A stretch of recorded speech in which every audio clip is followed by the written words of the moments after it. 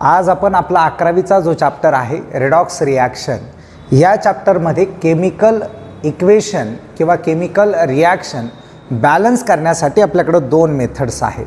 त्याच्यातली पहिली एक मेथड आहे ऑक्सिडेशन नंबर मेथड. या मेथडनी आपण केमिकल इक्वेशन हे बॅलन्स करत असतो.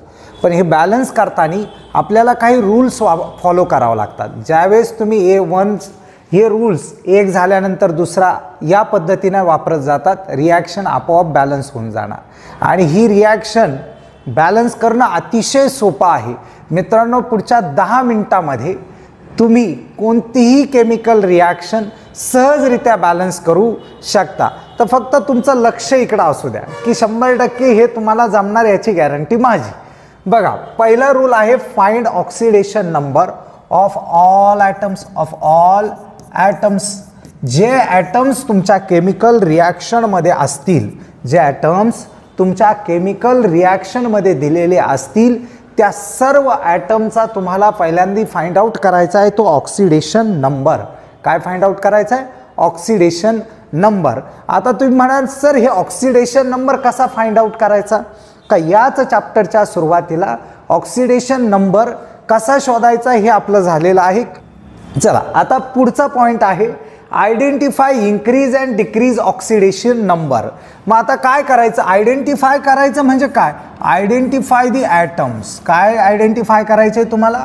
ॲटम्स आयडेंटिफाय करायचे आहे का ज्यांचा ऑक्सिडेशन नंबर इन्क्रीज झाला किंवा ऑक्सिडेशन नंबर डिक्रीज झाला. मित्रांनो, ज्याचा ऑक्सिडेशन नंबर वाढतो त्याचं होतं ऑक्सिडेशन, आणि ज्याचा ऑक्सिडेशन नंबर कमी होतो त्याचं होतं रिडक्शन. वाढतो म्हणजे कसा? रिॲक्टंट साईटला एखादा ॲटम आहे, त्याचा ऑक्सिडेशन नंबर सपोज +2 आहे, आणि तोच प्रोडक्ट साईटला ज्यावेळेस जातो तर त्याचा ऑक्सिडेशन नंबर +6 होतो. +2 वरून +6 वर गेला म्हणजे व्हॅल्यू काय झाली मित्रांनो? वाढली. जर अशी व्हॅल्यू वाढत असेल तर 100% त्या ॲटमचं झालेलं आहे ऑक्सिडेशन. मग बघा, इथं ज्याचा इन्क्रीज होतो ऑक्सिडेशन नंबर +2 वरून कुठं सांगितलं मी? +6 वर, म्हणजे त्याचं काय होतं रे? ऑक्सिडेशन. आणि ज्याचा हाच नंबर डिक्रीज होतो म्हणजे थोडक्यात त्याचा +6 वरून +2 वर गेला, असं जर होत असेल ना तर त्याचं होतं रिडक्शन. त्याचं काय होतं? रिडक्शन. मग मित्रांनो बघा, आपण पहिल्या स्टेपमध्ये काय केलं की सगळ्या ॲटमचे ऑक्सिडेशन नंबर फाइंड आउट केले. हे ऑक्सिडेशन नंबर ज्यावेळेस फाइंड आउट झाले आपल्याला कळालं की कोणाचा ऑक्सिडेशन नंबर वाढतोय आणि कोणाचा ऑक्सिडेशन नंबर कमी होतोय. ज्याचं वाढलं आणि ज्याचं कमी झालं ते ॲटम आपण शोधले. आता हे एकदा की ॲटम आपण शोधले की काय करायचं पहा, balance the atom which undergoing oxidation आणि काय रिडक्शन. जे ॲटम आपण ऑक्सिडेशन आणि रिडक्शन होताना बघितले त्या ॲटमला आता बॅलन्स करायचं.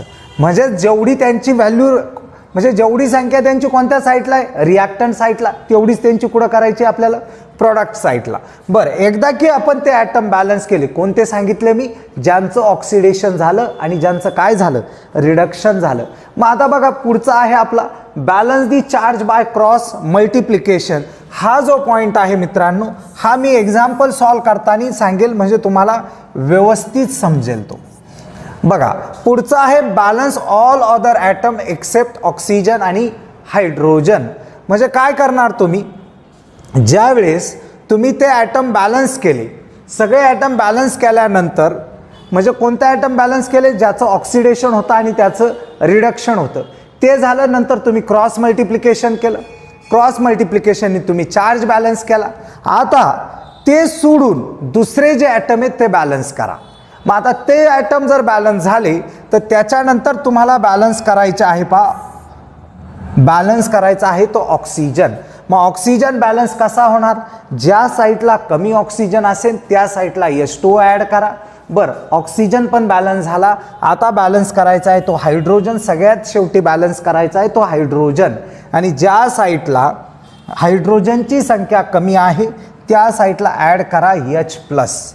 तर हे रूल मित्रांनो आपण एकदा बघितले, म्हणजे हे रूल्स आपण आता एक्झाम्पलच्या माध्यमातून जर बघितले तर मला असं वाटतं तुम्हाला ऑक्सिडेशन नंबर मेथडनी कोणतीही केमिकल रिॲक्शन बॅलन्स करायला अवघड जाणार नाही. तर चला बघूया आपण एक्झाम्पल.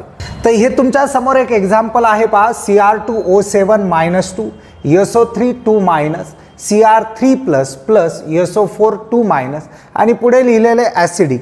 ज्यावेळेस असं लिहून येतं तर समजून घ्यायचं ही रिॲक्शन ॲसिडिक मीडियममध्ये आहे. आपल्याकडे दोन मीडियम आहेत, एक ॲसिडिक मीडियम आणि एक आहे बेसिक मीडियम. तर ही रिॲक्शन आहे ॲसिडिक मीडियम. मग तुमच्या डोक्यात प्रश्न आला असेल बेसिक मीडियमचं काय. जसं ॲसिडिक मीडियमच्या स्टेप्स मी ज्या आधी लिहिल्या होत्या त्या ॲसिडिक मीडियम, फक्त याच्यात लास्टला एक स्टेप ॲड होईल, ती एकदम सोपी आहे, ती आपण नेक्स्ट व्हिडिओमध्ये बघणार आहे. पण आता इथे आपण ॲसिडिक मीडियमबद्दल चर्चा करू. बघा आपला पहिला पॉईंट होता किंवा आपण पहिली स्टेप म्हणून फर्स्ट स्टेप काय करायचं होतं आपल्याला, फाइंड काय करायचं होतं सांगा, find oxidation number of all atoms. तर मित्रांनो बघा याच्यात आपल्याला ऑक्सिजन दिसतोय. ऑक्सिजनच्या केसमध्ये काही गोष्टी किंवा ऑक्सिजनच्या ऑक्सिडेशन नंबरबद्दल काही गोष्टी ठरलेल्या आहेत. तर त्या काय आहेत त्या एकदा बघू, म्हणजे आपल्याला ऑक्सिडेशन नंबर कॅल्क्युलेट करणं अजून सोपं जाईल. बघा ऑक्सिजन हा जर ऑक्साईडच्या फॉर्ममध्ये असेल, कोणत्या फॉर्ममध्ये सांगतोय मी, ऑक्साईडच्या फॉर्ममध्ये जर असेल तर त्याचा ऑक्सिडेशन नंबर असतो तो -2. आणि जर तो ऑक्सिजन हा पेरॉक्साईडच्या फॉर्ममध्ये असेल, कोणाच्या, पेरॉक्साईडच्या फॉर्ममध्ये असेल तर त्याचा असतो -1. जसं तुम्हाला माहिती आहे पहा H2O2, इथं जर मी ह्या ऑक्सिजनचा ऑक्सिडेशन नंबर जर फाइंड आउट केला तर त्याची व्हॅल्यू येणार आहे -1. त्याच्यानंतर बघा सुपर ऑक्साईडच्या फॉर्ममध्ये जर ऑक्सिजन असेल तर त्याचा ऑक्सिडेशन नंबर असतो -1/2. याचं एक्झाम्पल आहे KO2, पोटॅशियम सुपर ऑक्साईड, हे त्याचं एक्झाम्पल आहे. याच्यात तुम्ही कॅल्क्युलेट करून बघा. ऑक्सिजनचा ऑक्सिडेशन नंबर जो येतो तो तुमचा येतो -1/2 येतो. बरं, आता हे झालं ऑक्सिजन बद्दल. आता या इक्वेशनमध्ये जो ऑक्सिजन वापरला गेलेला आहे तो पूर्ण ऑक्सिजन आपण ऑक्साईडच्या फॉर्ममध्ये घेतलेला आहे. म्हणजे इथे एक गोष्ट क्लिअर झाली का ऑक्सिजनचा ऑक्सिडेशन नंबर आपल्याला घ्यायचा आहे -2 घ्यायचा आहे. मग आता उरलेल्यांचा ऑक्सिडेशन नंबर कसा कॅल्क्युलेट करायचा ते थोडक्यात आपण बघू. बघा ज्याचा ऑक्सिडेशन नंबर फाइंड आउट करायचा असतो त्याला म्हणायचं x, आणि तो जेवढ्या वेळेस आला त्याला मल्टिप्लाय करायचं त्या संख्येने. बघा इथं क्रोमियमचा मी घेतला x मल्टिप्लाय 2 केलं, किती वेळा आलेला आहे तो 2 टाइम्स. प्लस एक गोष्ट नेहमी ध्यानात ठेवायची, एक इलेमेंट संपला की प्लसचं साईन द्यायचं मग दुसरा इलेमेंट घ्यायचा. तर मी आता पहिला इलेमेंट संपला, दुसरा घेतोय तो आहे -2, त्याला मल्टिप्लाय कितीने करावं लागेल 7ने. आणि जो चार्ज असतो म्हणजे तुम्ही याच्यातल्या असणाऱ्या सर्व ॲटमचा ऑक्सिडेशन नंबर आणि तो जेवढ्या वेळेस आलाय त्याने मल्टिप्लाय जर केलं तर त्यांची ॲडिशन ही त्याच्या चार्ज एवढी येत असते, म्हणून मी इक्वल टू करतोय -2. बघा तर आता खूप सोपं आहे, आपल्याला फक्त सिम्प्लिफिकेशन करायचं आहे. हा आहे 2x, हा आहे -14 इक्वल टू -2. हा -14 तिकडे गेल्यानंतर होणार +2, म्हणजे झाला 2x इक्वल टू -2 + 14. मग आता इथे काय होणार रे, 2x इक्वल टू -2 + 14 हे झाला 12. x equal to 12 divided by 2 equal to 6. मित्रांनो या केसमध्ये लक्ष द्या, आपल्याला जी व्हॅल्यू मिळाली ती क्रोमियमच्या एका ॲटमच्या ऑक्सिडेशन स्टेटची असते आणि ती आहे +6. तर मी ती इथे लिहितो +6. ऑक्सिडेशन नंबर आपण काढलाय +6. ऑक्सिजनचा आपल्याला माहीत आहे किती असतो -2. चला आता सल्फरचा फाइंड आउट करू. सल्फरसाठी मी घेतोय x plus -2 multiply by 3 equal to -2. Same जशी पहिल्या याच्यासाठी प्रोसिजर मी यूज केली सेम तीच प्रोसिजर मी सेकंडसाठी यूज करतोय. x -6 -2 x इक्वल टू -2 -6 तिकडे गेले +6 हे झाला 4. x इक्वल टू 4 म्हणजे इथे सल्फरची ऑक्सिडेशन नंबर किंवा स्टेट आली ती +4, ऑक्सिजनची आली -2. आता इथे लक्ष द्या मित्रांनो, क्रोमियम हा एक आयन दिसतो आपल्याला. आयनवर जेवढा चार्ज असतो तेवढीच त्याची ऑक्सिडेशन स्टेट किंवा ऑक्सिडेशन नंबर असतो. तर क्रोमियमची इथे येणार आहे +3 आणि सल्फरमध्ये बघा आपल्याला फाइंड आउट करावं लागेल त्याला घ्यावं लागेल x प्लस -2 मल्टिप्लाय बाय 4 कारण ऑक्सिजन 4 वेळेस आलेला आहे आणि इक्वल टू झाला -2. तर x - 8 = -2 x आता काय होईल -2 + 8 होईल आणि याचा आन्सर येईल 6. म्हणजे इथे मला सल्फर जो आहे त्याची ऑक्सिडेशन नंबर +6 मिळाला, ऑक्सिजनचा मिळाला -2. तर मित्रांनो अशा पद्धतीने आपण ऑक्सिडेशन नंबर जे फाइंड आउट केले त्या इक्वेशनमध्ये असणाऱ्या सर्व ॲटमचे. तर आता आपल्याला ओळखायचे आपल्या दुसऱ्या स्टेपमध्ये. बघा ही स्टेपमध्ये पहिल्या स्टेपमध्ये आपल्याला ऑक्सिडेशन नंबर काढायचे होते, आपण ते फाइंड आउट केले. आता हे कॅल्क्युलेशन्स मी काढून टाकतो इथून आणि हे इक्वेशन मी खाली लिहितो. सल्फर जो आहे हा +4 वरून कुठे गेलेला आहे, +6 वर गेलेला आहे. म्हणजे +4 वरून हा जर +6 वर जात असेल तर चेक करा कितीने वाढलेला आहे हा, 2ने. म्हणजे याचा ऑक्सिडेशन नंबर जर इन्क्रीज होत असेल तर याचं काय झालं असेल, ऑक्सिडेशन. काय झालंय, ऑक्सिडेशन. आणि इथे चेक करा काय झालेलं आहे, +6 वरून +3 वर जर जात असेल तर ऑक्सिडेशन नंबर डिक्रीज झाला आहे. म्हणजे याचं झालंय रिडक्शन. याचं काय झालंय, रिडक्शन. मग आता ज्यांचं ऑक्सिडेशन झालं, ज्यांचं रिडक्शन झालं असे ॲटम आता आपण ओळखलेले आहे. तर मी हे खाली लिहितो फक्त Cr2O7 -2 + SO3 2- आणि Cr3 + SO4 -2. तर मित्रांनो बघा, identify the atom which undergoes oxidation and reduction. तर ते ॲटम मी शोधले. इथे होतंय ऑक्सिडेशन आणि इथे होतंय रिडक्शन. हे वरती पण मी लिहिलं आहे, फक्त एकदा या स्टेपमध्ये लिहितो, ऑक्सिडेशन आणि इथे होतंय रिडक्शन. आता याच्यानंतर आपली स्टेप 3 येते. 3 नंबरची आपली जी स्टेप आहे बघा, त्याच्यामध्ये काय करायचं आहे आपल्याला, ज्यांचं ऑक्सिडेशन होतं आणि ज्या ॲटमचं रिडक्शन होतं तेच ॲटम बॅलन्स करायचे. आता काय करायचे आपल्याला, balance the atom which undergoing oxidation and reduction.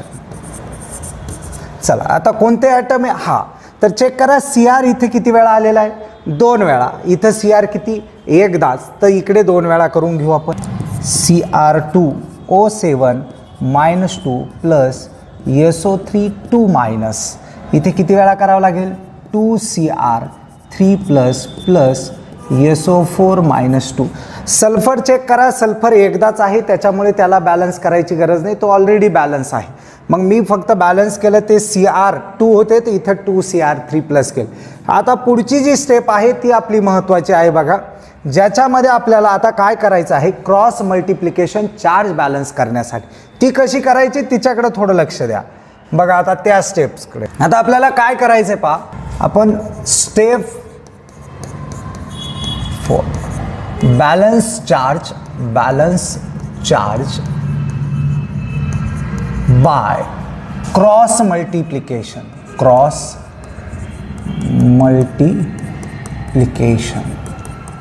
बघा मी परत तेच इक्वेशन लिहितोय, Cr2O7 -2 + SO3 -2 Cr3 + SO4 -2.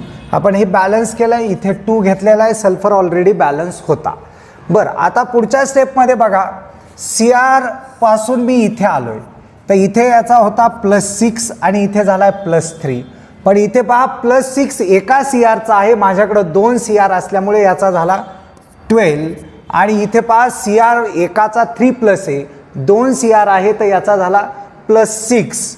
याचा झाला +6, एकाचा आहे +3, 2 यांचा झाला 6. या दोघांमधला डिफरन्स घ्यायचा आहे. बघा एकाचा आहे +6, 2 यांचा झाला 12, एकाचा आहे +3, 2 यांचा झाला +6 आणि तो मी यातून मायनस केला तर मला याच्यातला डिफरन्स किती मिळणार आहे, 6चा. कितीचा डिफरन्स मिळाला, 6चा.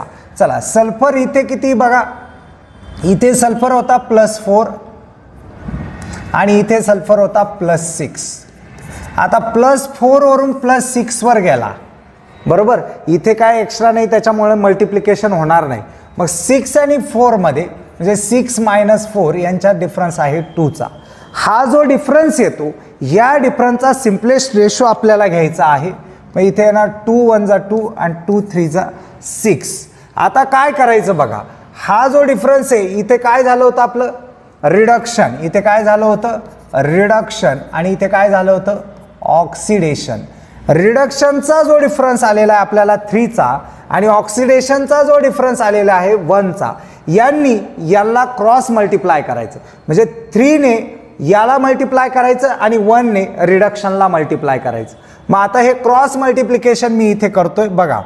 आता Cr2O7 - 2 याला कितीने मल्टिप्लाय करायचं याने, म्हणजे कितीने 1 ने, म्हणजे आहे तसाच ठेवणार. याला कितीने ऑक्सिडेशनला रिडक्शनने म्हणजे 3 ने 3SO3 - 2. पुढे सांगा. आता याला इथे 3 आहे पण याला क्रॉस आहे म्हणजे 1 करा. 2Cr3 प्लस SO4 - 2 काय होतं याचं ऑक्सिडेशन. मग ऑक्सिडेशनला मल्टिप्लाय कशाने रिडक्शनने म्हणजे किती येणार 3SO4 - 2. अशा पद्धतीने काय केलेलं आहे आपण क्रॉस मल्टिप्लिकेशननी चार्ज बॅलन्स केलेला आहे. त्याच्यानंतर बघा आपली पुढची स्टेप आहे. या स्टेपमध्ये आता आपण काय करायचंय की ऑक्सिजन आणि हायड्रोजन सोडून बाकी सर्व इलेमेंट बॅलन्स करायचे. ऑलरेडी याच्यात सल्फर आणि क्रोमियमच होतात, ते सगळे आपण बॅलन्स केलेले आहे. म्हणजे त्या स्टेपमध्ये आपल्याला दुसरं काय ॲड करायची गरज नाही आहे किंवा बॅलन्स करायची गरज नाही आहे. मग आता बॅलन्स काय करायचं आहे बघा, balance oxygen bye adding H2O. आता मी फक्त H2 ॲड करणार ऑक्सिजन बॅलन्स करण्यासाठी. बघा इथे ऑक्सिजन आहे 7 आणि हे ऑक्सिजन होतात 9. 9 आणि 7 16 ऑक्सिजन आणि इथे ऑक्सिजन होतात 12. मग 16 आणि 12 मध्ये कितीचा तर 4चा डिफरन्स आहे. ज्या साईटला ऑक्सिजन कमी आहे त्या साईटला 4H2O ॲड करा.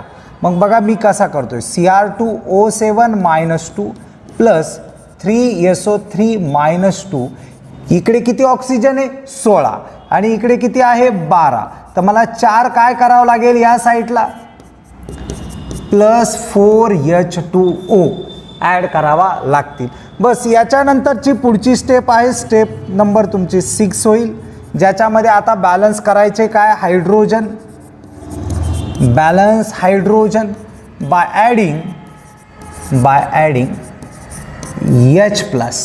आता या साईडला H+, या साईडला हायड्रोजन नाही आहे, या साईडला किती हायड्रोजन आहे 8 हायड्रोजन आहे. तर तुम्हाला त्याच्या अपोजिट साईडला 8H+ ॲड करावं लागतील.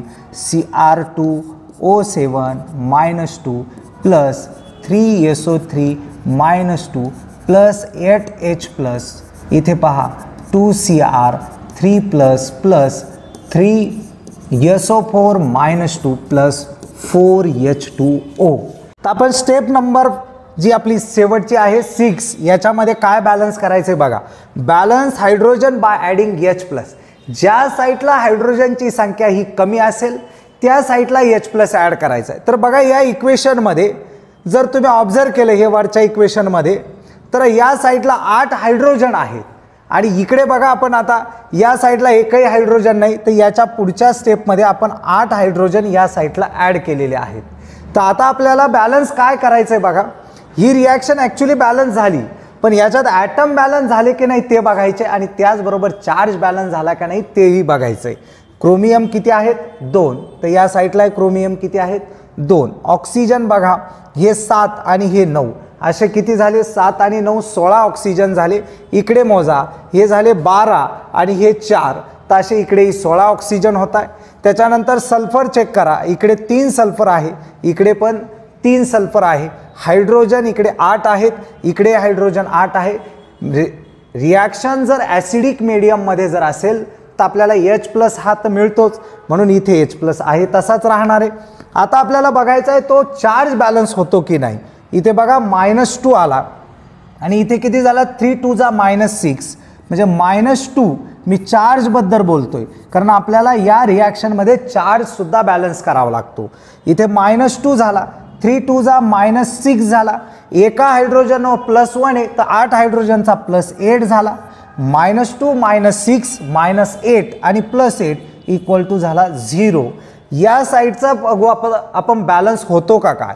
हा झाला हा झाला 3 2 जा +6 आणि 3 2 जा -6 +6 -6 कॅन्सल होईल आणि इक्वल टू येईल 0. म्हणजे आपण इथे ॲटम पण बॅलन्स झाले आणि चार्ज पण बॅलन्स झाला. अशा पद्धतीने ऑक्सिडेशन नंबर या मेथडनी काही स्टेप्स कंटिन्युअस फॉलो करून आपण ही रिॲक्शन बॅलन्स केलेली आहे.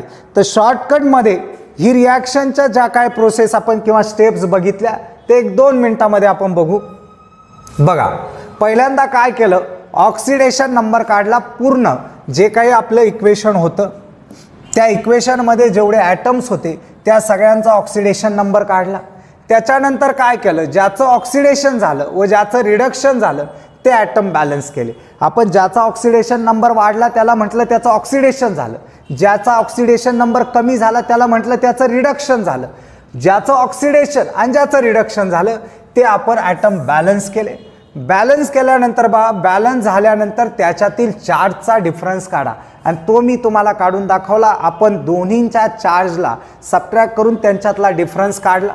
तो डिफरन्स काढल्यानंतर बघा काय केलं, ऑक्सिडेशनचा जो डिफरन्स आला त्याने रिडक्शनच्या ज्या काय स्पेसीज होत्या त्यांना मल्टिप्लाय केलं आणि रिडक्शनचा जो डिफरन्स होता त्याने ऑक्सिडेशनच्या स्पेसीजला मल्टिप्लाय केलं. त्याच्यानंतर बघा, ऑक्सिजन आणि हायड्रोजन सोडून बाकी सर्व ॲटम बॅलन्स केले. ऑक्सिजन आणि हायड्रोजन सोडून बाकीचे ॲटम बॅलन्स केले. मग ऑक्सिजन कसा बॅलन्स करायचा, ऑक्सिजन बॅलन्स करण्यासाठी H2 ॲड केला आणि हायड्रोजन बॅलन्स करण्यासाठी H+ ॲड केला. तर मित्रांनो, अशा पद्धतीने आज आपण रिडॉक्स रिॲक्शन या चॅप्टरमधली ऑक्सिडेशन नंबर ही मेथड तुम्हाला मी इंग्लिशमध्ये पण सांगितली पहिल्या स्टेप्स आणि त्याच्यानंतर मी मराठीमध्येही याच्या कोणती प्रोसिजर फॉलो करायची ते सांगितलं.